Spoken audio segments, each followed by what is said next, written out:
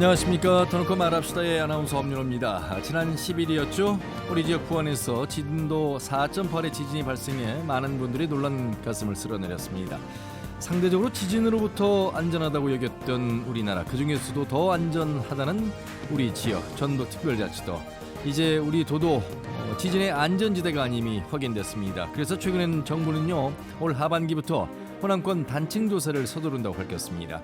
하지만 도내 민간 건축물 내진율이 13%에 그치는 상황에서 보다 다각적인 지진 대응책도 나와야 되겠습니다.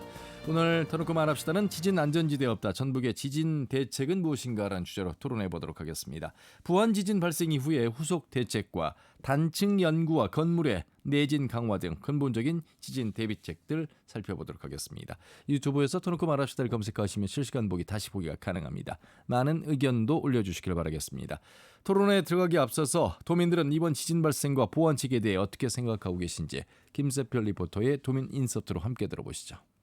부안 지진은 전라북도 살면서 정말 충격적인 일이었던 것 같아요. 이번엔 4.8 규모의 지진이었지만 우리 지역에서 오래된 건물들도 많고 내진 설계가 안 된 건물들이 많아서 더 강한 지진이 왔을 때 건물이 많이 무너질까봐 그 부분이 걱정이 많이 되는데요. 그런 것들을 대비해서 건물의 안정성을 점검하는 것도 필요하지 않을까. TV에서 지진 대피 요령 같은 거 알려주는 캠페인은 많이 봤는데 너무 안일하게 생각했던 부분이 있는 것 같아요. 우리 전라북도에서도 얼마든지 일어날 수 있는 일이니까 항상 긴장해야겠다라는 생각을 했어요. 결국 재난이라는 게 발생했을 때 사실 공적인 것들이 투입되기 전까지 결국은 그 대비는 스스로 해야 하는 거고, 우리 지역은 지진과는 좀 거리가 먼 지역이라고 다들 생각하셨을 건데 이번에 우리 지역도 지진의 안전대는 아니구나, 혹시라도 지진으로 인한 한빛핵발전소 영향과 피해가 있으면 어떡하지? 40년 된 노후핵발전소인데다가 걱정과 불안은 지역민들이 모두 다 하기 시작하지 않았을까라고 생각이 듭니다. 지진만 있는 게 아니잖아요. 자연재해라는 게 우리나라도 이제 기상이변, 기후 변화로 인해서 지진, 쓰나미, 해일의 안전지대가 아니라고 합니다. 아주 큰 위협이 될 수 있는 것처럼 핵발전소의 가동 운전이라고 하는 것은 대한민국 전체에 있어서도 큰 위협이지 않을까, 이런 생각이 좀 듭니다.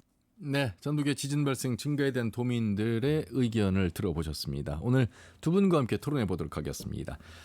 전북 환경운동연합 명예의장이시자 전북대 지구환경과학과 명예교수인 오청환 교수님, 어서 오십시오. 예, 안녕하십니까. 예, 반갑습니다. 그리고 전북 안전관리자문단 단장을 맡고 계신 원광대학교 건축공학과 소광호 명예교수님, 교수님 어서 오십시오. 안녕하십니까. 예.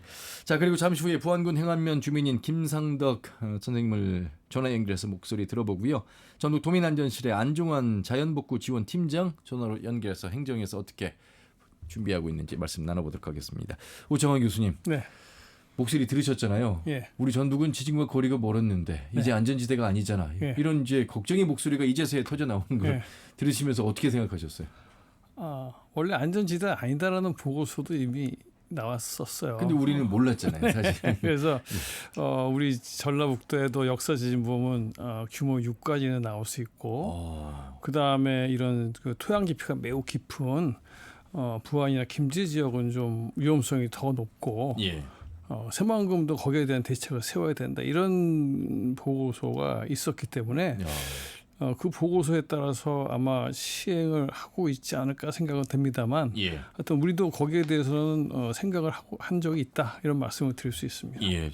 중요한 건 이제 안전지대가 아니라는 것 아는 것도 중요하지만 그 이후에 어떻게 준비하고 대책을 네. 보완할 것인가. 네. 네. 이제 그리고 우리 전북 특별자치도의 지반을 어느 정도 섬세하게 좀 조사를 네. 할 필요성이 있겠다라는 부분, 네. 여러 가지 이제 숙제가 많아진 것 같습니다. 건축공학과의 소광호 교수님, 이제 부안에서 발생은 하긴 했습니다만 우리가 이제 경주나 포항 지진의 강도를 우리가 이제 느끼는 도민들도 있었던 것처럼 서울과 경기 수도권에서도 여전히 느끼는 분들이 있었습니다. 다행히도 인명 피해는 없었습니다만 흔들림이나 울림이 건물에 이제 균열이 발생한 산 부안군 행안면의 주변에서도 느낄 수가 있었는데, 지진을 교수님은 이제 건축, 우리가 살고 있는 주거 공간 안의 안전성으로 또 건물의 안전성으로 보기도 합니다만 우리 도민들의 어떤 이 지진에 대한 인식이 좀 없었다는 말씀을 들으셨잖아요. 네. 교수님은 강의에서 그런 말씀들 강조를 많이 하셨을 것 같은데 어떻게 보셨어요? 저도 실은 지난 그 지진 발생 때 깜짝 놀랐습니다. 있는 부분에. 예. 건물 저도 아파트에 살고 있는데요. 예. 건물 자체가 흔들렸으니까 저도 지진에 대한 것은 그동안에 그렇게 크게 생각을 하지 않았었는데 예. 이번 지진을 겪고 나니까 야 이것도 참 커다란 우리의 안전에 대해서 다시 생각해보고 미리 준비하라는 그런 뜻이 아닌가 이렇게 생각도 해봤습니다. 예. 건물 인명피해는 없을 정도의 4.8이었습니다만 이게 이제 강도가 높아질 수 있습니다. 우리 지역에서의 지진 피해가 그렇게 이제 크지는 않습니다만 조사가 지금 이루어지고 있잖아요. 어떻게 보세요, 교수님? 지난 12일 오전 8시 27분께 부안구 남남 서쪽 4km에서 발생한 지진은 규모 4.8이었습니다. 예. 지진 진도 등급은 전북에서는 5등급, 전남은 4등급, 경남과 경북, 광주, 대전, 세종, 인천 등에서 3등급으로 측정이 되었습니다. 예. 이날 기상청과 전북 특별자치도에 따르면 전북 지역에서 측정된 진도 등급은 3에서 5등급으로 측정됐는데요. 예. 5등급은 김제, 부안, 정읍이고 4등급은 고창, 군산, 순창, 익산 그리고 3등급은 남원, 무주, 완주, 임실 등으로 측정되었습니다. 예. 이 진도 등급은 최대 가속도와 속도에 따라서 12단계로 분류하고 있는데 진도는 관측된 영향, 특히 피해의 정도에 따라 결정되는 지진의 크기를 나타내는 척도입니다. 일반적으로 진앙으로부터 멀어질수록 진도는 감소하지만 지역의 기반함과 표층의 성질에도 커다란 영향을 받고 있습니다. 관측값들은 모여서 동일한 장소값, 즉 지진의 세기가 같은 지점을 따라 선을 그리면 등 진도 선도를 만들 수 있으며 예. 지도에서 서로 다른 진도를 나타내는 여러 지역에 대해서 등 진도 선도를 작성하면 진앙의 위치를 결정할 수 있습니다. 현재 세계적으로 널리 이용되는 MMI, MKS, 조금 전에 말씀드린 이런 것들은 12개의 등급과 과거에 우리가 썼던 일본 기상청에서 JMA 8개 등급으로 나눠져 있습니다. 예, 예. 이 MMI 진도표를 등급별로 대별해서 본다면 1, 2, 3등급은 처음에는 거의 변화를 느끼지 못하다가 고층에 있는 사람들이 약간 흔들림을 인식하고 4, 5, 6 단계에서 즉 4, 5, 6 등급에서는 건물 창문이 깨지고 실내의 물건이 점점 세게 흔들리기 시작하며 예. 4등급에서는 실내에 있는 많은 사람들이 그 진동을 느끼고 밤에는 잠에서도 깨며 그릇과 창문이 흔들리는 정도입니다. 그다음에 7, 8, 9 등급은 내진 설계되지 않은 건물이 무너지고 땅에 금이 가기 시작하며 10, 11, 12 등급에서는 건물들과 교량이 거의 파괴되고 땅에서는 넓게 균열이 발생합니다. 예, 예. 자, 이제 등급별로 구체적으로 이제 말씀해 주셨습니다. 중요한 건 이제 우리 지역에서 그동안에 뭐 어청도라든지 부안이라든지 이렇게 이제 크고 작은 지진이 발생했는데 더 큰 지진이 발생할 수 있다는 우려. 그래서 이제 오창원 교수님 자주 방송에서 언급하셨던 것 중에 이제 함열단층이 자주 언급을 해주셨잖아요. 좀 이해를 해야 될 것 같아요. 우리 도민들이 우리가 살고 있는 이 땅이 또 새만금의 지금 내부 매립을 통해 개발하고 있는 그곳의 집안이 어떤 상태일까? 예. 그러니까 우리나라에는 북북동 방향의 단층들하고 북동 방향의 단층들이 주로 활성 단층으로 많이 인지가 됩니다. 예. 그래서 이번에 나온 거는 북북동 방향으로 있는 함열 단층인데요. 예. 사실 이와 유사한 방향의 단층들이 꽤 있지 않을까 예상이 됩니다. 근데 이제 이러한 것들이 북북동 남남서로 연결이 될 텐데 이번에 그 남남서로 연결된 지점에서 지진이 난 것이죠. 근데 이것은 농사 짓는 지역이나 어떤 사람이 살고 있는 지역이기 때문에 조사가 잘 안 됐었어요. 예. 근데 사실 이 사람들이 인지하지 못하는 규모 1, 2의 지진은 그 라인 따라 계속 일어났기 때문에 예, 이건 과거부터 예상은 사실 되어 왔었고 얼마나 큰 것이 일어날지를 몰랐을 뿐이죠. 예. 그래서 이러한 그 지진이 바로 새만금 옆으로 지나가고 있는 겁니다. 그다음에 이렇게 농지가 많이 발달된 부안이나 김제를 관통하고 있고요. 예. 그런데 제가 뭐 방송에 나서 여러 번 말씀드렸지만 경주 지진이 포항 지진보다 5배에서 10배 이상의 에너지가 있었는데 포항이 5배나 더 큰 피해를 입은 것은 지반이 약했기 때문입니다. 그렇죠. 네. 그러니까 경상도 쪽은 최대 7 정도의 지진이 일어날 수 있는 규모, 이 진도하고 규모는 다릅니다만 이 전라북도는 규모 6 정도까지 일어날 수 있으니까 경상도보다는 규모는 작을 걸로 예상이 되나 예. 이 지반이 매우 약한 것이죠.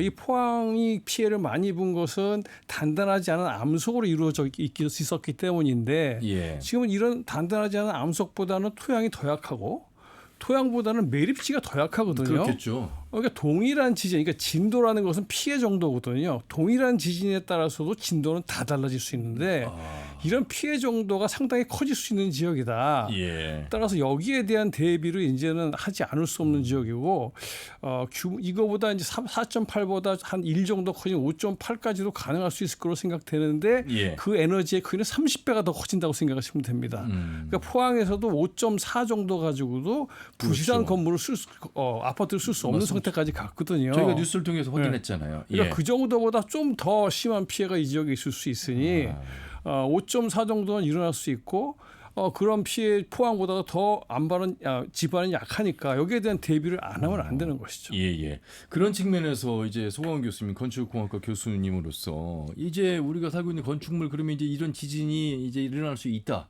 더 규모가 커질 수 있다. 그러면 우리가 살고 있는 건축물을 어떻게 보강할 것인가, 내진 설계를 어떻게 다시 할 것인가.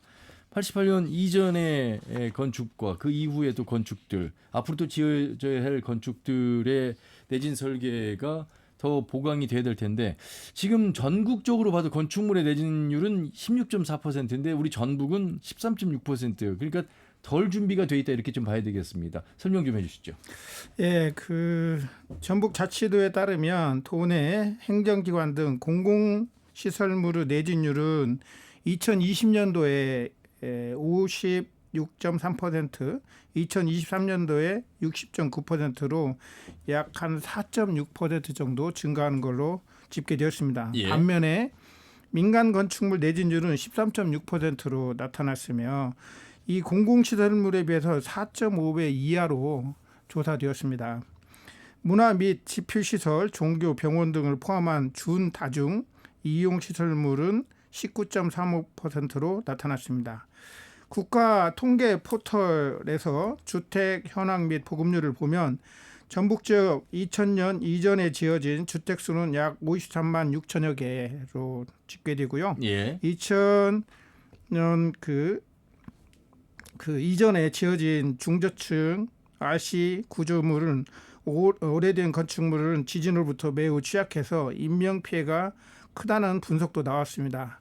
그러나 내진 보강 참여율이 저조한 이유는 예. 경제적인 부담이 크기 때문입니다.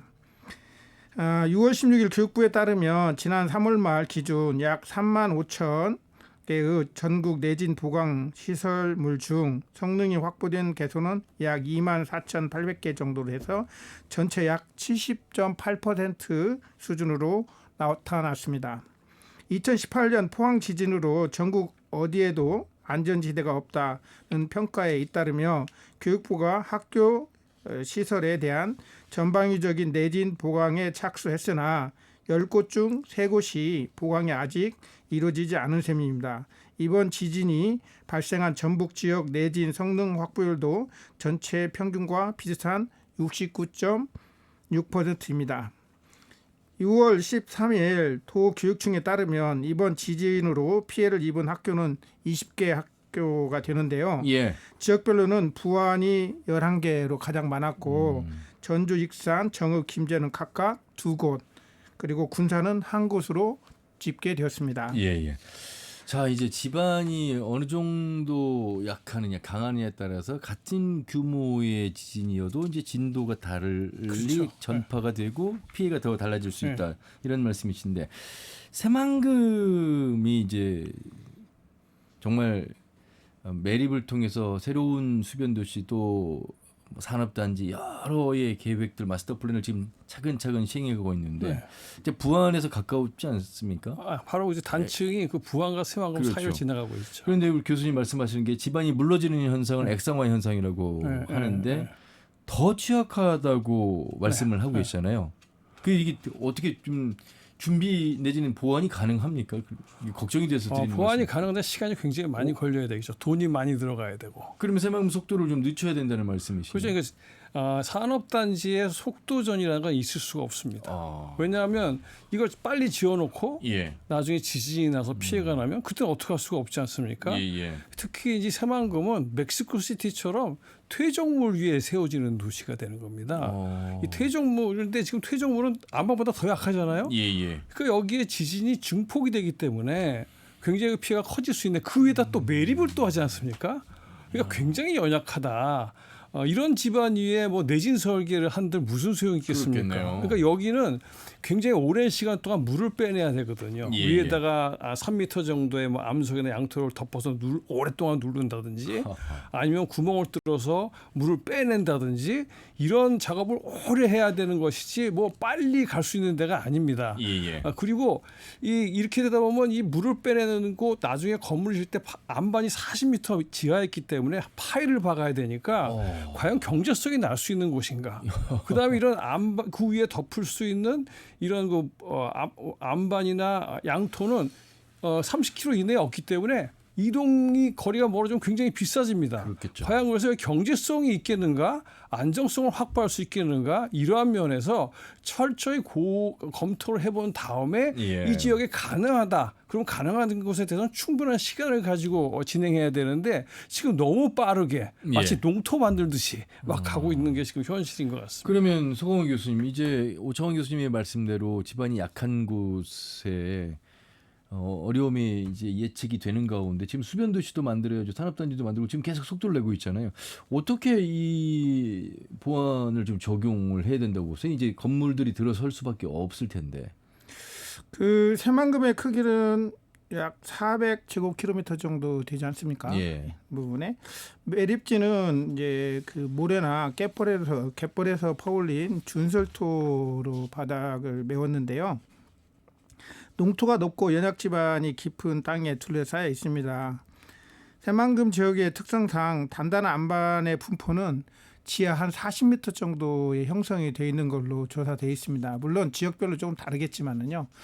지난번에 그 군산의 자동차 공장을 세울 때 강관 파일로 약 한 40-50m를 시추를 하고 그다음 그 위에 공장을 지었던 사례가 있습니다. 이 부분에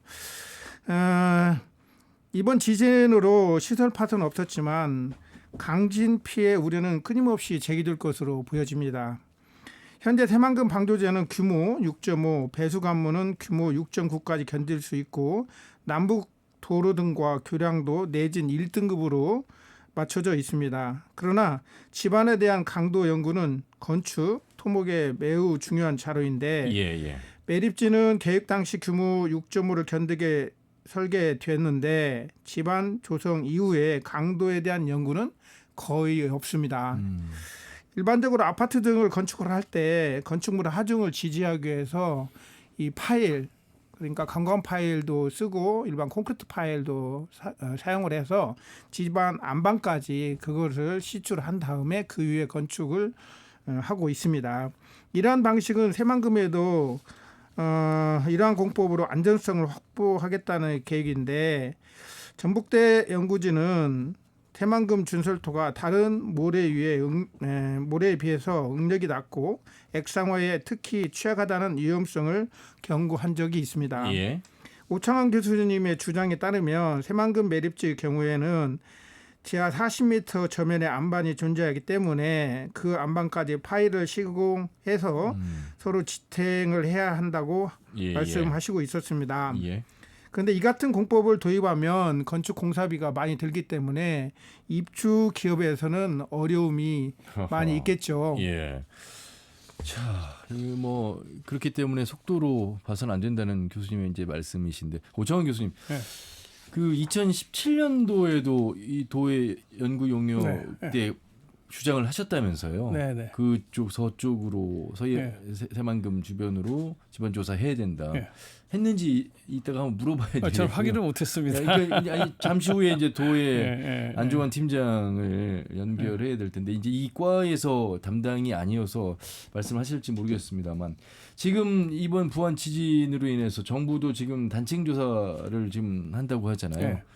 단층 조사가 시급해진 상황에서 정확히 그렇죠. 해야 될 텐데요. 조언 좀 해주시죠. 활성단층 조사도 굉장히 시급합니다만 사실은 그거보다 더 중요한 것은 집안의 안정도. 그러니까 지진이 산속에서 일어나면 괜찮아요. 피해가 인간 사람들한테 없으니까. 그러니까 얼만큼 집안이 약하냐, 얼마나 많은 사람이 살고 있느냐. 여기에 내진 설계 비율이 몇 %는 이걸 그렇죠. 전부 종합해 가지고 예. 가장 먼저 대책을 세울 곳을 찾아야 됩니다. 왜냐하면 저희가 예산이 적기 때문에 일단 가장 중요한 것부터 그다음에 이제 중요한 곳에 가면은 사실은 그 학교는 이미 다 해야 돼요. 그런 지역에 가면 예. 소방서도 이런 데 다 해야 되고 그래서 저희가 이제 그러한 단층 조사가 빨리 들어오는 곳은 굉장히 다행이나 그것만으로 끝나는 게 아니라 단층에서 지진이 언제 일어날지 모르거든요. 그렇죠. 지진 피해를 막기 위해서 어느 지역부터 어떻게 대책을 세워나가는 걸 알기 위해서는 각 우리나라 전라북도의 각 집안의 강도 그다음에 그 외에 내진율이라든지 어떤 사람들의 이거 전부 포함해서 이 철저한 어떻게 대책을 세워야 되겠는가는 자료를 구축하고 여기에 따른 결정을 해서 아마 진행해 나가야 되지 않을까 이렇게 생각합니다. 예.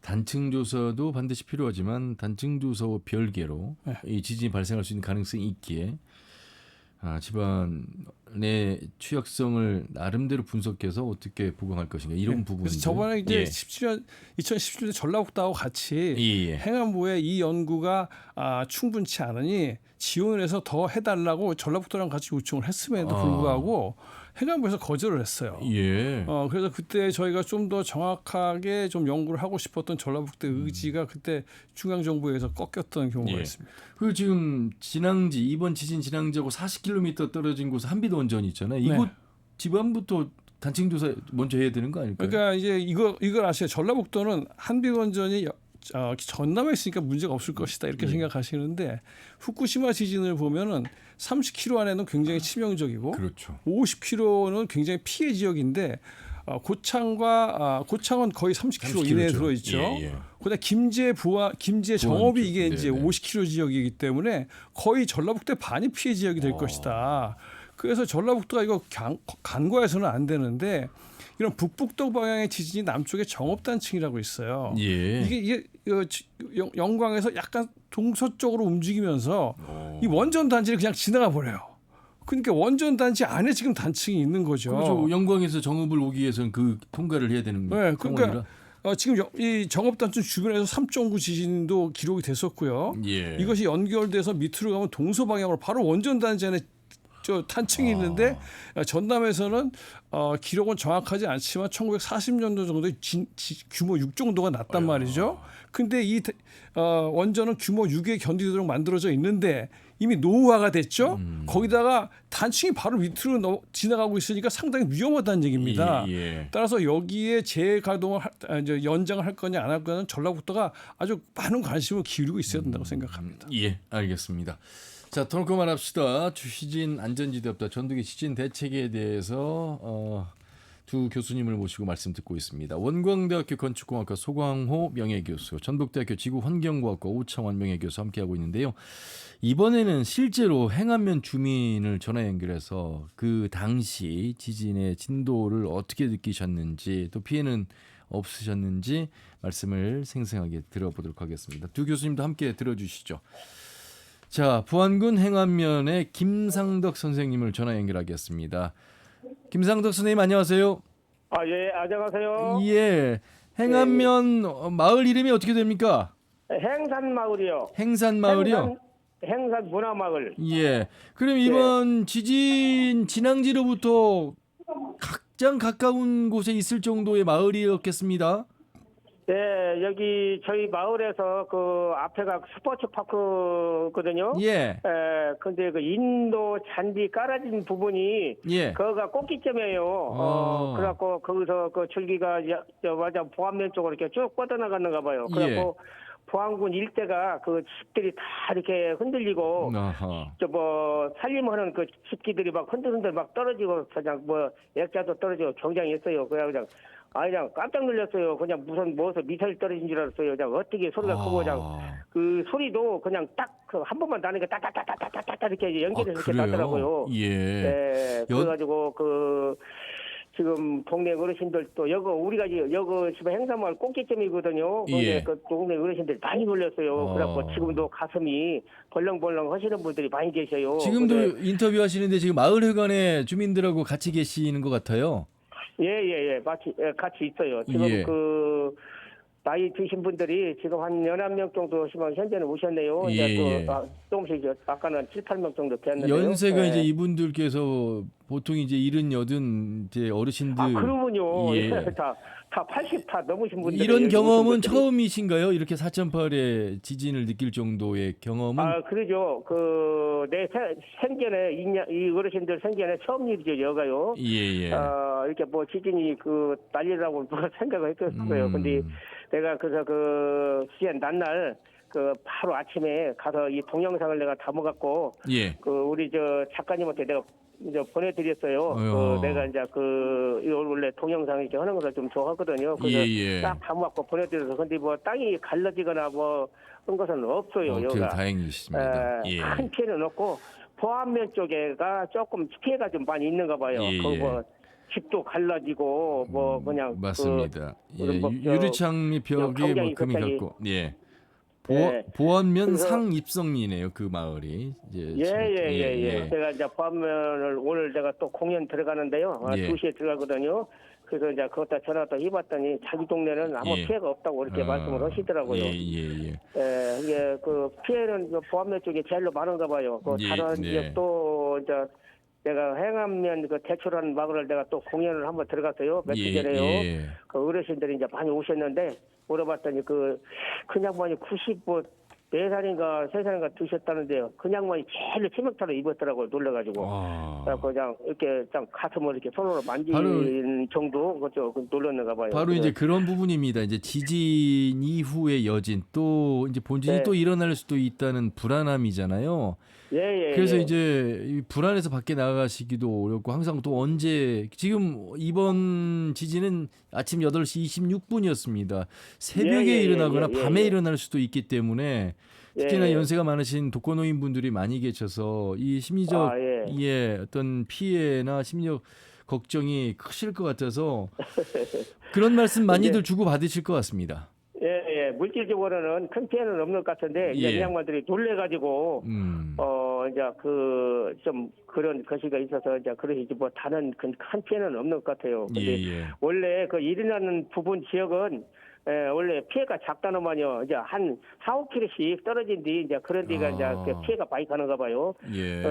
부안군에서 여기 스포츠 파크까지 약 한 4km 정도 돼요. 그러니까 부안 시내도 굉장히 했어요. 그냥 말할 것 없이 그냥 이제 땅이 갈라질 정도면 8 이상이 돼야 되잖아요. 근데 7이나 8 넘어야 되는데. 이렇게 땅이 안 갈라져가지고 참만 지금 다행이죠. 우리 김상덕 선생님이 거의 지진 박사가 되셨어요. 오늘 두 전문가가 나와 계세요. 건축의 전문가이신 송광희 교수님 또 이 지구환경 지진의 전문가이신 또 오창원 교수님 계시는데 혹시 우리 김상덕 선생님이나 그 마을에 어르신들 많이 계시는데 궁금하신 점 있어요? 왜냐하면 이곳에서 또 일어날 수 있다는 우려가 나오고 있어서. 큰 것이 한 번 남았다고 그 생각들을 하고 계시니까 좀 불안한 마음들이 있어요. 없는 건 아니라. 오창원 교수님 지금 이제 또 다시 지진이 일어날 수 있다는 두려움을 갖고 계시잖아요. 보통은 여진을 얘기하는데 여진은 본진보다 크지 않습니다. 다행이다. 그러니까 여진 때문에 고민하실 필요는 없고요. 하지만 이제 아까 말씀드렸다시피 언제인지 모르지만 큰 지진이 날 수도 있기 때문에 근데 하루아침에 일어나는 건 아니니까 그 전에 저희가 대비를 하면 되지 않을까 생각합니다. 주로 이렇게 지진이 발생하면 밖으로 나가시는데 어르신들 그 당시 문자 메시지 정도를 받으셨을 텐데 어떻게 대처하셨어요? 그냥분들이 집이 원래는 그 노인 휴관이 있기 때문에 예. 그 웬만하면 휴관을 이렇게 많이들 오셔요. 그렇겠죠. 그리고 예. 집에가 있으신 분들은 뵈실 게 없었던가 봐요. 그 시간에요. 근데 그 시간에 이제 몸을 마음대로 못 움직이시니까 계신 분도 계시고 이제 그래. 그게 인양반들이 다 연세들이 높아가지고 이렇게 찾기를 부닥쳐서 빡 쏘는 나무는 놀래잖아요. 그렇죠. 소리가 크니까. 근데 예. 경쟁했어요. 말을 할 것 없이 그냥 직접 그 소리가 막 상당히 멀리 갔더라고요. 이 땅 울림이 서울까지도 갔더라니까요. 서울에 사시는 분이 바로 문자가 왔어요. 그래요.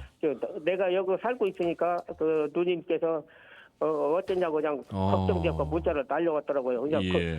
원래 멀리 있는 양반들이 뭔지 알더라고요. 어떻게 울림을 해가지고 행산 마을이라고 하니까 걱정되어서 전화도 오고 막 그랬어요. 지진으로 인한 이야기를 하면서 웃어서는 안 되겠습니다만 우리 김상덕 선생님 이제 다행히도 인명 피해가 없었고 또 이제 예. 물질적 피해가 적고 경미한 사안이어서 이렇게 이제 말씀을 나눌 수 있습니다만 이제 이 강도가 규모가 4.8이 아니라 정말 이제 6점대가 오게 되면 단순한 숫자 1 플러스 1 정도가 아니고 오창환 교수님 말씀대로면 이 1 숫자 1의 차이가 어느 정도 30배 30배 그러니까 엄청난 게 진도의 차이가 있을 수 있거든요.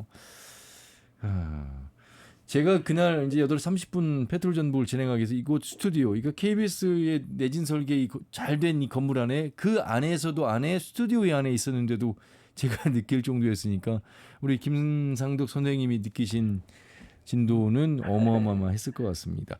자, 저희 집은요 예. 흑단집이에요. 내가 건설하고 한 40년 가까이 했는데요. 또 그러셨군요. 집을 하나 빠뜨리 못 만들고 옛날 그 토종 그대로 살고 있다. 속단지 다 불 뗐고 예. 박동 나가지고 이렇게 살고 있고 그래요. 근데 한바탕 무너질 뻔했어요. 그냥 어떻게 막 집을 흔들려 버리는가 그냥. 예.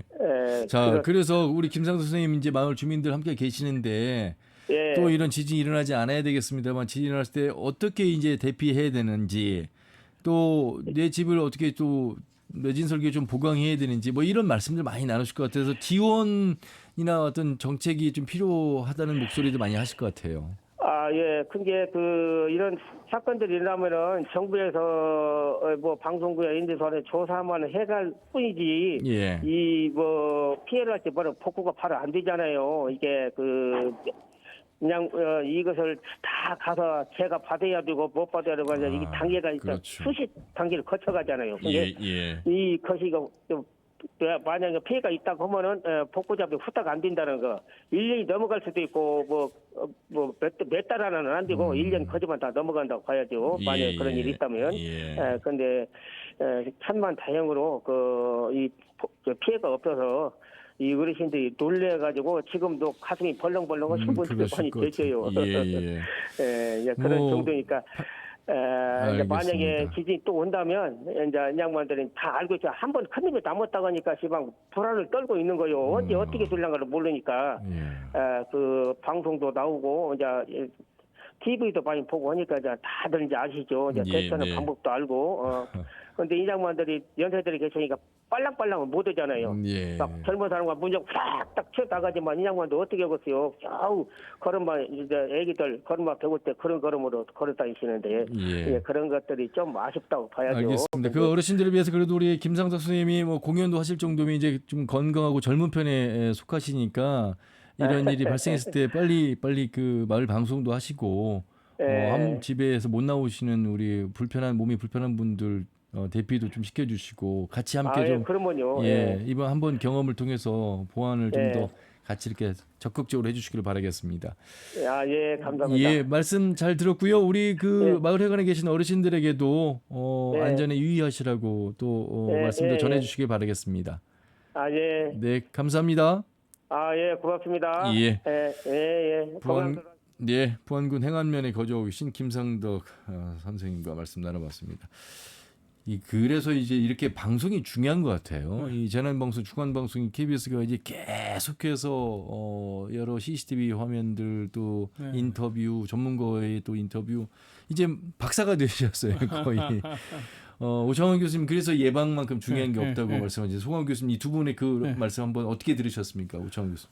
하여튼 뭐 참 안타까운 것이 나이 드신 분들이 이렇게 힘들었구나 하는 걸 제가 처음 느꼈어요. 예. 그래서 이제 그분들한테 좀 말씀드리고 싶은 거는 못 나가시면 이 문틀 예. 여기가 제일 단단하거든요. 그쪽으로 가시고 물건이 넘어지지 않는 쪽으로 좀 빨리 그렇죠. 움직이신 다음에 머리를 좀 보호하시게 되니까 머리를 손으로 이렇게 뭐 하든지 아니면 머리 위에 뭔가 방석 같은 거 올리시면 예. 밖으로 안 나가셔도 그래서 조금은 나아지지 않을까. 예. 그리고 이런 분들을 위한 이런 재난 대책이 우리는 뭐 피해라 이렇게 말로만 하는 게 아니라 예. 이런 분들을 위해서 시스템을 어떻게 준비할 맞죠. 건가 이런 네네. 것들도 저희가 고민을 많이 해요. 사실 학생들은 임실의 119 안전체험관에 가서 경험을 다 해보잖아요. 그리고 학교 현장에서도 책상 밑으로 들어가고 머리를 피해야 되고 가장 단단한 곳에 밑에 가 있고 뭐 이런 말씀을 자주 듣고 자주 해보는데 교수님, 송원 교수님, 이런 걸 이제 하지 못하기 때문에 어떻게 보면 지자체에서 현장 방문해서 교육이라든지 말씀을 전해주는 것도 굉장히 필요할 것 같습니다. 그리고 그 집이 얼마나 이제 참 이게 현실적으로 어려운 부분인데 내진 본인이 40년 집주였는데도 불구하고 그 집이 안전하지 않다는 말씀하실 정도니 다른 집들은 어떨까 싶기도 하고요. 네, 일단 지진이 발생이 되면 낙하물 이런 것 때문에 더 인명 피해가 이차 피해가 많아집니다. 있죠. 예. 예, 물론 지금 부안군 쪽에서는 근대식으로 지어진 RC, 특히 내진 보강이 되어 있는 그런 건축물은 아마 비교적 적다고 보여집니다. 예. 따라 지금 우리 그 이장님이 계셨던 지금 마을 휴관을 중심으로 해서 이런 교육과 그다음에 영상, 인터넷, 미디어 교육 이런 것들을 조금 더 철저히 하면은 예. 아무래도 피해를 좀 더 줄이지 않을까 이렇게 생각이 됩니다. 예. 이 말씀 꼭 우리 지역에 계신 어르신들께서 또 귀담아 듣고 사안이 발생했을 때 꼭 그렇게 실천해 주시길 바라겠습니다. 자, 이번에는 전북도민안전실 자연재난과 안종환 팀장을 연결해서 도에서 어떻게 대처하고 있는지 말씀 들어보겠습니다. 팀장님 수고 많으십니다. 예, 안녕하십니까. 고생 많으십니다. 예. 사실은 도민안전실장님과 인터뷰를 해서 전반적인 얘기를 들어봐야 되는데 이게 자연재난과 안에 팀장님이시잖아요. 예, 그렇습니다. 그래서 좀 한계가 있을 것 같긴 합니다만 그래도 팀장님 준비하신 만큼 많은 정보를 좀 알려주시길 바라겠습니다. 일단 인명피해는 없었고 여러 건물에 대한 피해들이 이제 신고하고 또 접수하고 있는 것으로 알고 있습니다. 유형들 좀 짚어주시죠. 저희 근본 부안 지진으로 발생한 피해 민원 접수가 어제까지 그 기준으로 했을 때요. 부안군에서 1,362건, 김제시에서 78건, 군산시에서 44건 등 도내 10개 시군에서 총 1,591건이 시군 읍면동 사무소를 접수됐는데요. 이 중 사유시설 피해가 1,559건입니다. 피해 유형은 보면 주택이나 창고, 담장 균열 대부분이었고요.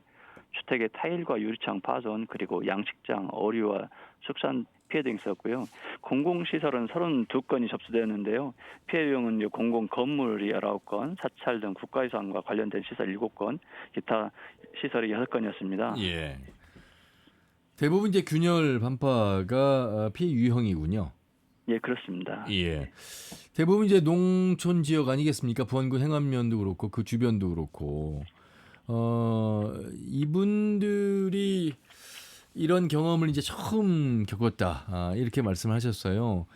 그래서 오늘 오창원 교수님과 송원 교수님이 지진이 발생했을 때 어떻게 대처해야 되는지에 대해서 말씀하셨는데 재난안전과에서 그 예방 차원에서 이 어르신들이 어떻게 대피를 하셔야 되는지에 대한 요령을 한 번이라도 이렇게 해보셨을까 이런 오늘 갑자기 든 생각이 우리 이제 학생들이야 직장인들이야 직장 내에서 교육을 받긴 합니다만 그런 부분까지도 좀 살펴보셔야 되겠습니다.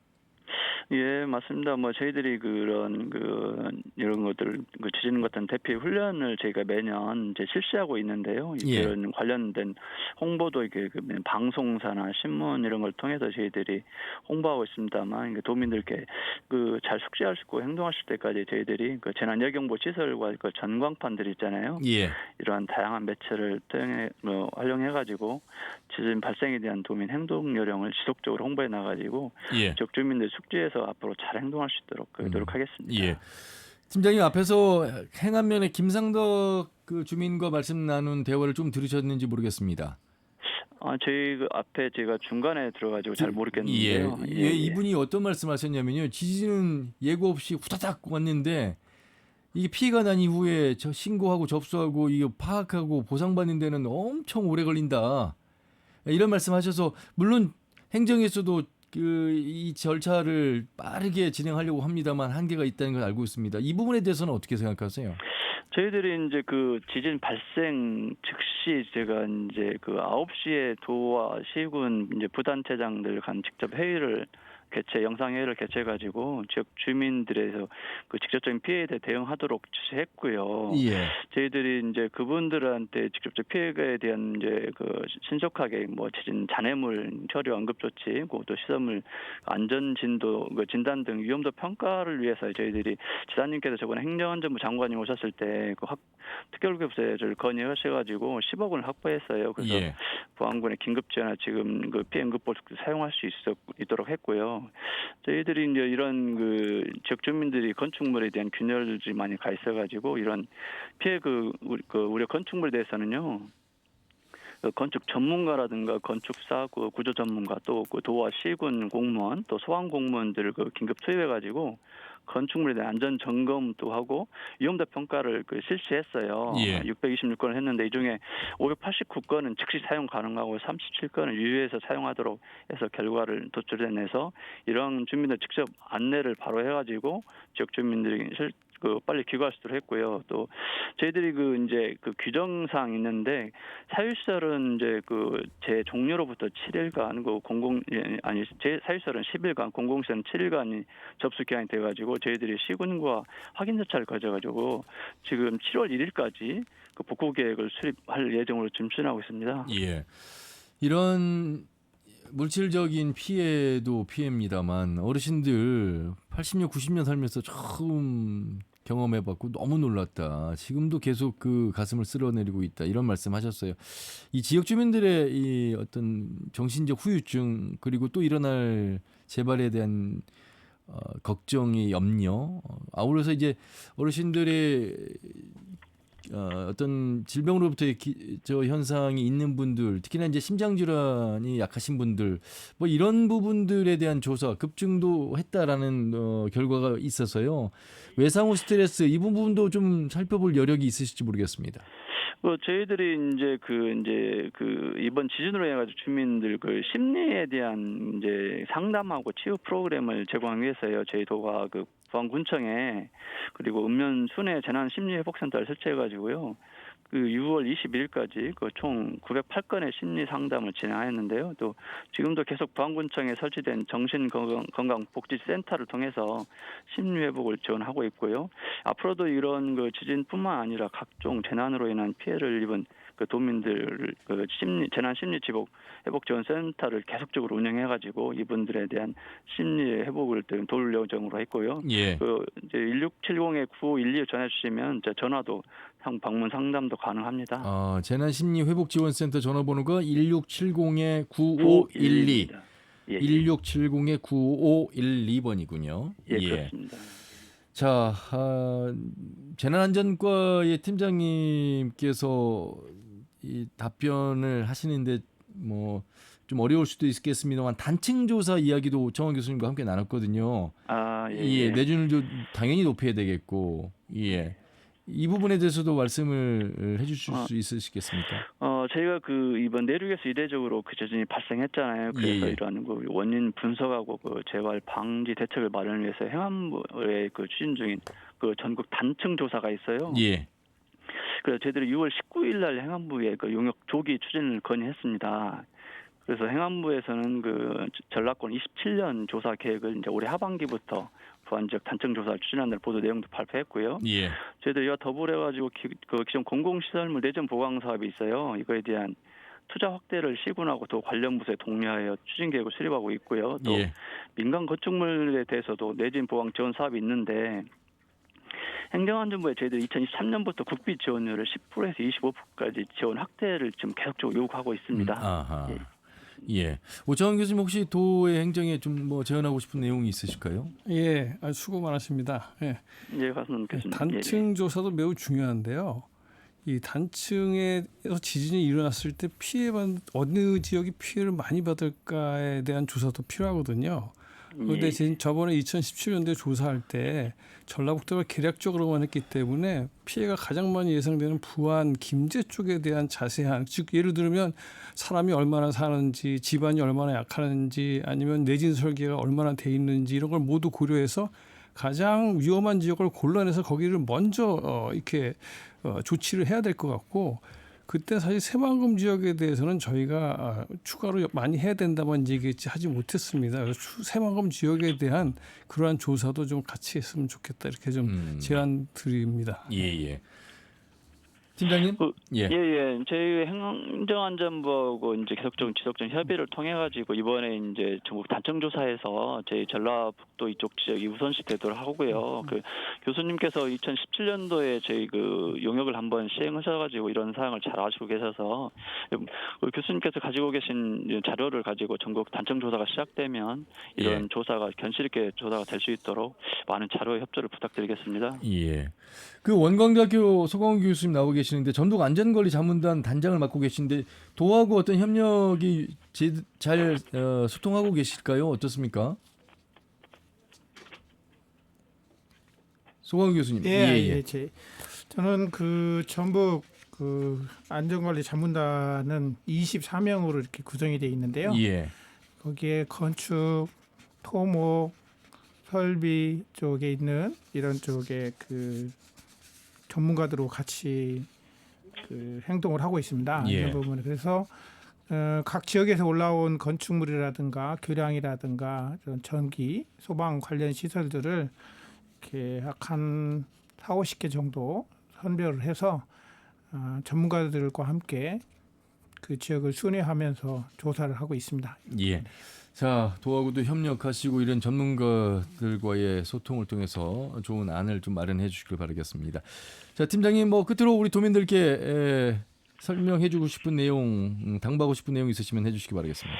예, 그 저희 그 도에서는 이제 풍수의 지진 재해보험 가입 확대를 위해서 시군과 공조에 노력하고 있는데요. 저희 도가 다른 타 지역에 비해서는 좀 높은 편인데 저희들이 이제 그 보험료의 기본 70%를 이제 보조하는 것 이외에 최대 91%까지 저희들이 지원을 하고 계세요. 그래서 그 저희들이 보험 가입 확대를 해서 시군 관련 부서하고 또 읍면동까지 보험 가입 홍보자를 보내고 있거든요. 예. 보험 가입도 쉽습니다. 그래서 가까운 읍면동 사무소에 전화를 하셔가지고 안내를 받으셨으면 좋겠고요. 저희들이 이제 매년 이게 이거 좀 대피 훈련이라든가 이런 걸 그 지진 관련 홍보라든가 이런 것들을 이제 언론을 통해서 많이 하고 있으니까 평상시에 이런 것도 숙지를 하셔가지고 그 지역 주민들께서 좀 대피 상황할 때 원활히 해주시면 대단히 감사하겠습니다. 예, 알겠습니다. 말씀 여기까지 듣겠습니다. 고맙습니다. 고맙습니다. 예. 자, 점수특별자치도 도민안전실 안중환 자연보호지원팀장과 말씀을 나눠봤습니다. 오창원 교수님 이제 어쨌든 자연재해 여러 뭐 기후 변화를 통해서도 우리가 많이 지금 피해를 겪고 있고 그래서 이제 지진 또 뭐 화산 이런 모든 것들에 대해서 이제 교육이 굉장히 중요하지 않겠습니까? 지진도 지금 뭐 아까 도민 맨 처음 시작하실 때 우리 지역과 지진은 저부터도 언론인 저부터도 그렇게 생각하고 지내지 않을 정도였는데 이제 안전지대가 아니라고 그래서 재난교육 참 아무리 강조해도 지나치지 않을 것 같아요. 예. 지금 재난교육이 사실은 충분치 않습니다. 그래서 이제 지진교육 포함해서 이런 재난교육을 좀 더 많이 늘려야 될 것이다. 근데 교육뿐만이 아니라 이렇게 뭐 다리가 무너질 수도 있고 교통이 마비될 수 있는 거 아닙니까? 이런 경우를 시나리오를 짜가지고 어떻게 이때 우리가 대처할 것인가 이런 것들도 있어야 되고요. 그다음에 아까 말씀드렸다시피 어디가 위험한지를 알면 그 지역의 공공건물들은 100% 내진 설계돼야 돼요. 왜냐하면 특히 소방서나 경찰서 무너지면 안 되잖아요. 근데 학교가 피해를 입으면 굉장히 큽니다. 사람들이 많이 모이는 곳 이런 것을 우선으로 대처해야 되기 때문에 제한된 돈으로 이것을 하려면 어디가 제일 위험한지를 파악하지 않고서는 불가능하죠. 그래서 지진은 언제 어디서 일어날지 아무도 모르기 때문에 우리가 할 수 있는 건 예방이거든요. 예방을 최소의 돈으로 최대 효과를 낼 수 있는 방법은 거기에 대한 정확한 평가를 했을 때 가능하고 그게 있어야지만 어떠한 뭐 교량이 어디가 무너질 가능성이 있는지 그래야지 어떻게 우리가 여기에 대처할 수 있는지가 나오기 때문에 그러한 충분한 정보. 그래서 아까도 말씀드렸지만 2017년도에도 행안부에게 우리가 이런 자세한 연구를 할 수 있도록 해달라고 했는데 행안부에서 우리한테 허락하지 않았죠. 그리고 다시 한번 요구를 해서 특히 부안, 김제, 새만금 지역에 좀 더 자세한 연구를 할 수 있는 것을 행안부에 다시 한번 요청해서 좀 자료를 만들었으면 좋겠습니다. 4.8의 진도는 규모는 낮았지만 진도는 어떻게 지금 영향을 미쳤는지 그 집안 이하는 알 수가 없습니다. 그렇죠. 그렇기 때문에 송호 교수님 지금 전국 안전관리자문단장을 맡고 계시잖아요. 우리 동네에도 지어진 아파트, 또 오래된 아파트, 또 제대로 지어지지 않는 아파트, 내지는 어떤 진도에 의해서 균열이 간 아파트, 정확하게 좀 피해를 조사를 해야 될 것 같아요. 그 현재 상황을요. 네, 그렇습니다. 원래 그 내진 구조라는 것은 지진이 발생해도 전체적으로 구조나 시설물에 파손되지 않도록 튼튼하게 건설하는 것이 내진 구조고, 재진은 다양한 종류 재진 장치를 추가를 해서 지진 에너지를 낮추는 방법을 하는 것이 재진 구조고요. 그다음에 면진 구조는 지방과 건물을 분리해서 지진력의 전달을 감소시키는 것을 우리는 이렇게 내진 설계라고 하고 있습니다. 있는 부분에. 이 내진 설계 주 목적은 뭐냐면 지진이 일어났을 때 완전 붕괴를 방지해서 인명이나 이런 재산을 보호하는 것이 주 목적이거든요.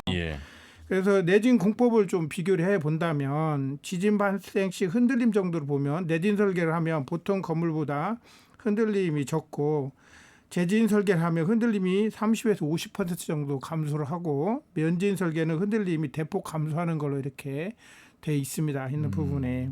그래서 이런 그 내진 설계는 건축법 시행령 32조 제2항에 대해서 88년도 6층 이상 10만 제곱미터에 이렇게 규정돼 있던 것이 최근에는 17년 12월부터는 2층 이상 200제곱미터 이상의 모든 주택에 적용하도록 되어 있습니다. 자, 이런 부분들을 우리가 꼼꼼히 살피고 내가 살고 있는 주택, 그리고 내가 활동하고 있는 직장의 건물 꼼꼼히 한번 살펴보는 그런 계기가 반드시 필요할 것 같습니다. 자, 오늘 지진 안전지대는 없다, 전국의 지진 대책에 대해서 두 분과 말씀 나눠봤는데 간단하게 마무리 말씀 좀 조언해 주시면서 정리하도록 하겠습니다. 오창환 교수님. 제가 강력히 추정했듯이 새만금 지역에 산업단지나 도시를 성공적으로 만들고 싶다면 이런 그 집안의 안정성에 대한 조사를 철저히 하고 그다음에 시간이 걸리더라도 안정한 지역을 만들어야 된다. 이 계획을 이것이 있어야지만 새만금 지역의 개발 계획이 올바르다고 할 수 있다. 그래서 그걸 좀 강조하고 싶고요. 안 그러면 나중에 큰 피해가 발생할 수 있습니다. 두 번째로는 아까 한빛원전도 이게 굉장히 위험하기 때문에 전라북도도 여기에 대한 깊은 관심을 가지고 이 문제에 대처를 해야 될 걸로 생각이 되고요. 세 번째로는 부안양 김제 지역 토양 깊이가 깊기 때문에 이 지역에 대한 특별한 어떤 조사 및 안정 대책을 세워야 될 것이다. 이렇게 말씀드리고 싶습니다. 알겠습니다. 자, 그리고 송호 교수님. 저는 이제 건축물에 있어서 예를 들어서 롯데타워 같은 건물에서 그 안전을 위해서 지진이 발생될 때 대피하는 것은 약 한 20층 정도의 안전 대피 시설이 있습니다. 있는 부분에. 그러니까 고층에 가 있을 때 이걸 내가 언제 밑에까지 내려가지 이런 것보다는 거기에 각각의 그 지역이 표시가 돼 있으니까 그쪽으로 대피를 하시면 되겠고요. 그다음에 이제 저층부에 있는 부분들에서 혹시 엘리베이터를 타신다든가 그러면 바로 전층을 눌러가지고 바로 엘리베이터 측에서 탈피를 하시고 비단계단 쪽으로 가셔야 된다는 것을 말씀드리고 있고요. 또 그 대피 장소도 굉장히 중요합니다. 있는 부분은 이제까지는 제가 지진이 나면 어디로 대피를 하지 이런 것들을 잘 인지를 못하고 있었는데 이번 기회에 한번 찾아보시면 좋지 않을까 이렇게 생각을 하고 있습니다. 감사합니다. 안전을 위해서 서로가 각별히 유의하셔야 된다는 말씀을 해주셨습니다. 그 말씀으로 오늘 방송을 마무리하도록 하겠습니다. 두 분 말씀 잘 들었습니다. 고맙습니다. 감사합니다. 고맙습니다. 예, 전북대학교 지구환경과학과 오창원 명예교수, 원광대학교 건축공학과 소광호 명예교수와 함께했습니다. 터놓고 말합시다는 다음 주 1일 오후 5시 5분에 인사드리죠. 함윤혜였습니다. 고맙습니다.